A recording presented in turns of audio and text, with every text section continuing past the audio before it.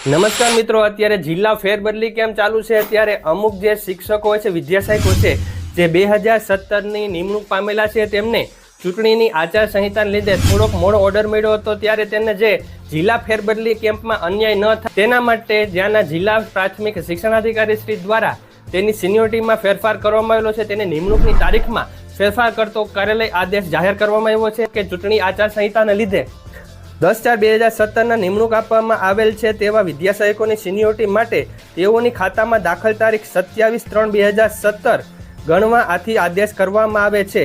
જેમાં તમે તેનું લિસ્ટ છે તે પણ તમે અહીંયા જોઈ શકો છો. આ લિસ્ટ મુજબના જે પણ વિદ્યાસહાયકો છે તેમની સિનિયોરિટીમાં ફેરફાર કરવામાં આવશે. આ લિસ્ટ પ્રમાણે જે પણ વિદ્યાસહાયકો છે તેમને ખુશીના સમાચાર છે. આવા જ વિડીયો માટે, એજ્યુકેશન અપડેટ માટે આ ચેનલને સબસ્ક્રાઇબ કરી બેલ આઇકોન દબાવી દેજો, જેથી તમને નવા અપડેટ્સ મળતા રહે. Thank you very much. જય શ્રી કૃષ્ણ.